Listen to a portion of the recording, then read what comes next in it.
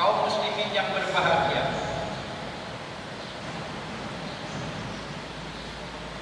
Sebuah keyakinan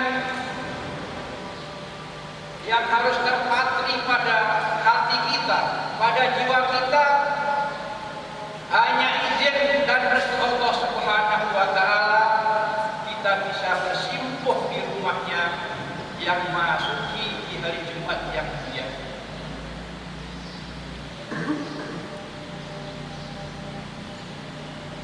Hanya restu dan izin Allah Subhanahu wa taala kita mampu menggerakkan kaki meninggalkan rumah menuju ke rumah Allah Subhanahu wa taala.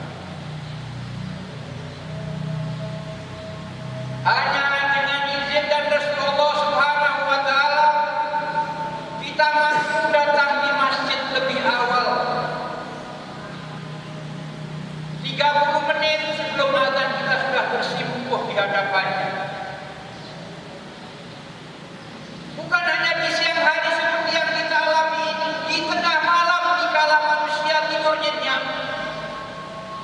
Kalau Allah mengizinkan kita bisa hadir di rumah Allah, meninggalkan asrama, meninggalkan ranjang kita, meninggalkan rumah kita untuk melaksanakan qiyamul lail.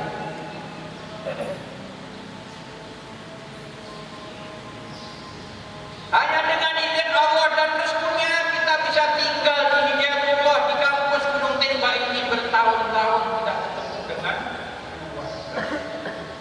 Hanya izin dan restu Allah Subhanahu wa taala. Ini harus merupakan dan menjadi keyakinan kita sehingga nanti dalam hidup kita ini pertama selamanya dan selamanya apapun yang terjadi, baik yang menimpa orang lain, menimpa diri kita, pertama harus segera kita kembalikan kepada Allah Subhanahu wa taala. Semua yang terjadi dengan izin Allah Subhanahu wa taala.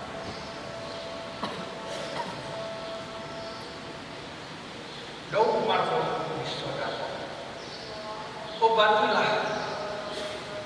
Obatilah penyakit-penyakit di antara kalian dengan sedekah.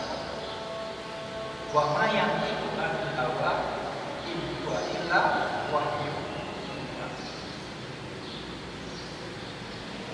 Rasulullah tidak berucap, tidak berkata kecuali apa yang diwahyukan kepadanya.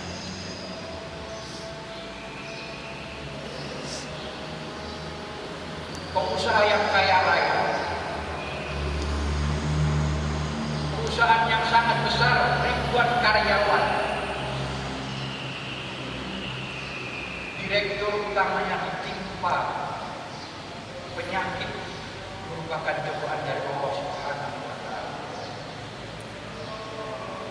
Setelah mendatangi dokter-dokter spesialis di daerahnya, semuanya angkat tangan bahwa ini penyakit tidak bisa disembuhkan sesuai dengan ilmu kedokteran yang dipelajari.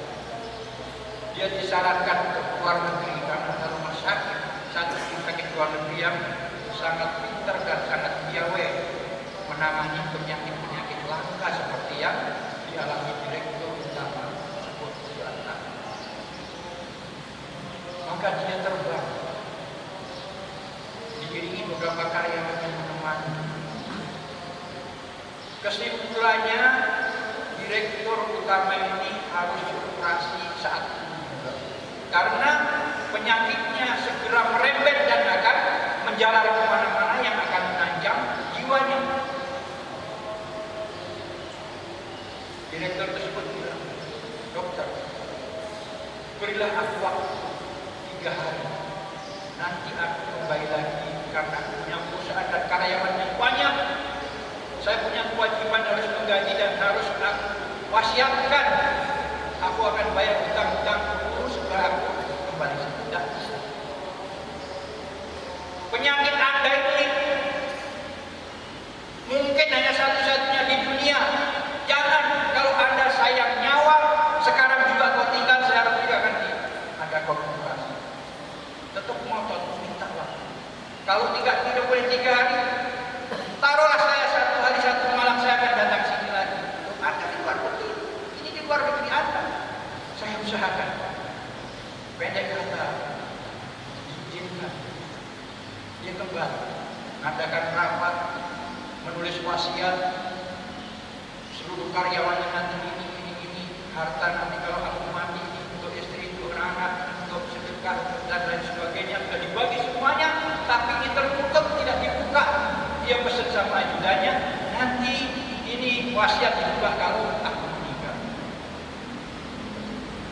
Setelah selesai kembali dia bandara juga luar negeri untuk melaksanakan operasi seperti janji. Di tengah jalan, dikala naik mobil, direktur ini melihat pemandangan yang tidak pernah, yang jarang lihat. Karena apa?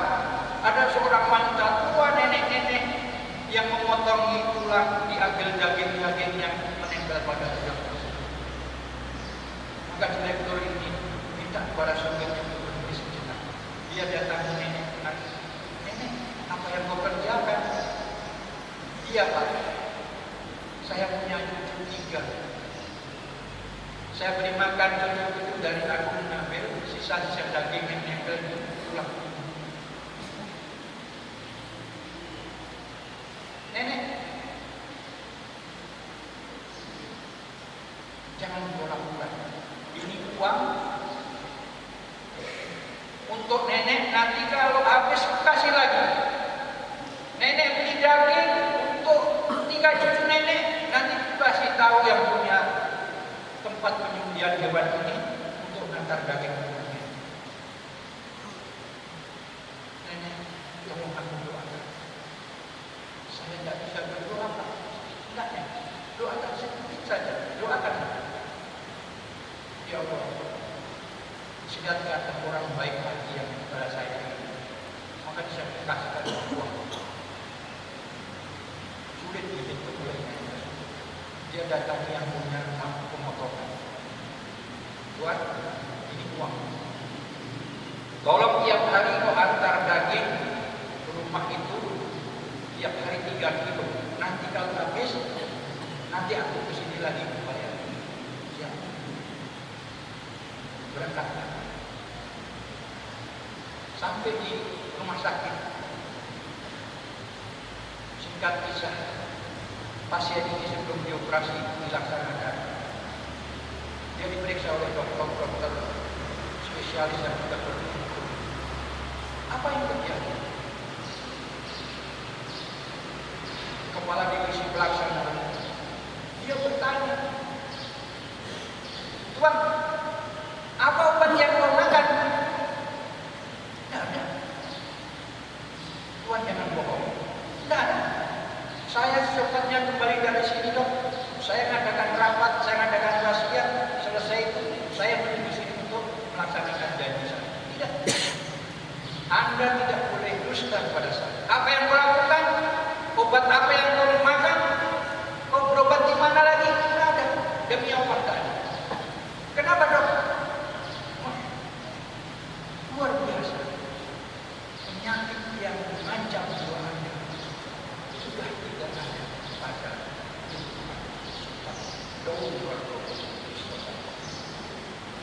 doa seorang yang kata tidak bisa berdoa bisa menghilangkan penyakit. Kaum muslimin jamaah Jumat semua rahasia ini di tangan Allah Subhanahu wa taala. Rahasia kehidupan kita di tangan Allah Subhanahu wa taala. Kita tidak tahu rahasia apa lagi nanti di depan kehidupan kita. Besok, lusa, 10 tahun yang akan datang, 20 tahun yang akan datang, 50 tahun yang akan datang. Rahasia-rahasia itu di tangan Allah Subhanahu.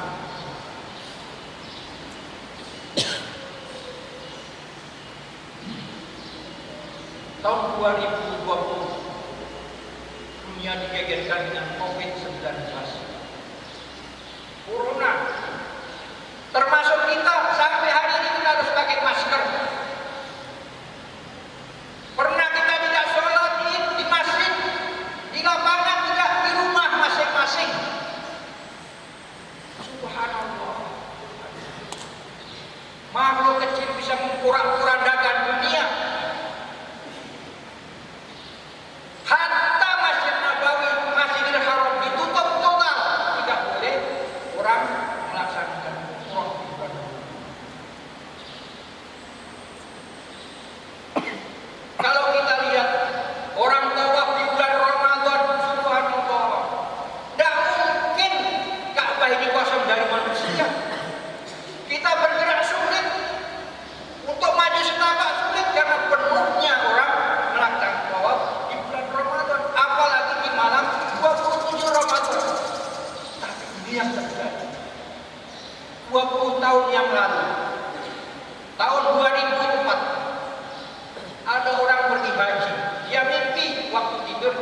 Masjid Hifz di Mina. Ada sebuah masjid Hifz, dia tidur di situ, dia mimpi. Tapi mimpinya itu tidak masuk akal, karena tidak mungkin.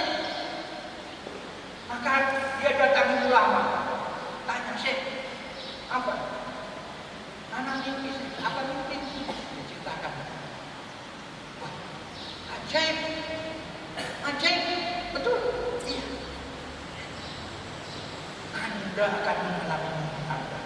Tidak mungkin, Syekh. Tahun 2020, mimpi dibuktikan Allah Subhanahu. Apa mimpinya? Orang tersebut di Masjid Hifz di Mina, waktu tidur sedikit, dia mimpi bahwa dia tawaf sendirian di Ka'bah. Diyakinkan dengan ulama ini, terjadi kemarin, tidak ada yang bisa tawaf kecuali satu orang yang mimpi 20 tahun yang lalu. Jamaah kaum muslimin. Kita sudah di tempat yang mulia. Insya Allah tempat yang dijabah, doa-doa kita dikabulkan Allah di tempat ini. Kita sudah tinggalkan orang tua, kita sudah tinggalkan saudara, kita sudah tinggalkan kampung halaman, hijrah di tempat ini bersama-sama. Walaupun berat, dilatih, dipaksa bangun jam 1, jam 2 untuk pergi ke masjid dengan jarak yang jauh, kita laksanakan, kita taat demi kebaikan kita. Berdoa. Kita sama-sama berdoa. Ya Allah, semoga doa kami dikabulkan. Doa masing-masing rahasia, terserah doa kita apa. Semua punya keinginan, semua punya hajat, semua punya cita-cita. Ada mungkin di antara Anda yang kepingin jadi bupati, berdoa di masjid ini. Ingin jadi wali kota, berdoa di masjid ini. Ingin jadi ulama besar, berdoa di tempat ini. Di tengah malam dikala kita bersama-sama qiyamul lail. Mustahil bagi Allah berdoa. Allah tidak perlu asbab. Allah tidak perlu asbab. Kalau mengabulkan doa hambanya, Allah tidak perlu asbab.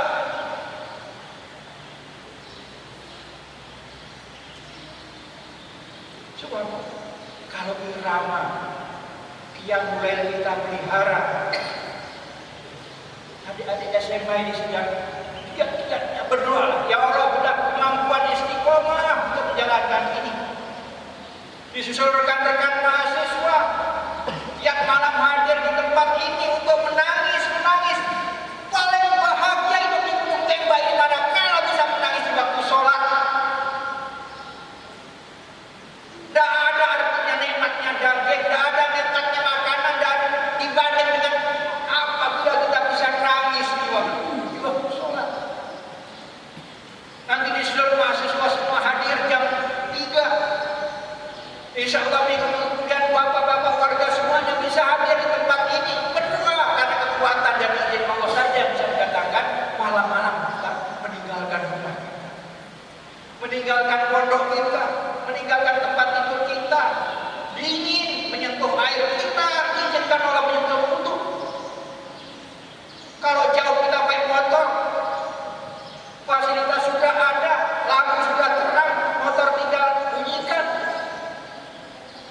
Jarak tidak terlalu jauh. Tapi kalau izin Allah belum ada, walaupun tidur di masjid, namun mari kita menyemangati, saling menyemangati. Insya Allah sedekah yang bisa menghilangkan semua penyakit. Mari kita doa. Teman-teman, saudara-saudara, tetangga kita, keluarga kita yang sakit, semoga disembuhkan dengan sedekah kita, bukan banyaknya. Karena sebuah sedekah sebelum sampai pada tangan yang kita bersedekah sudah sampai terlebih dahulu di tangan Allah Subhanahu wa Ta'ala. Sedekah yang kita berikan sebelum sampai pada orang yang kita bersedekah sudah diterima Allah lebih dahulu di tangannya, baru sampai kepada orang yang kita bersedekah. Ajaib, tapi bagi Allah semuanya itu mudah. Masya Allah, karena wa malam yasa. Barakallahu wa lakum bi dzikril hakim. Aku qouli hadza, astaghfirullah. Inna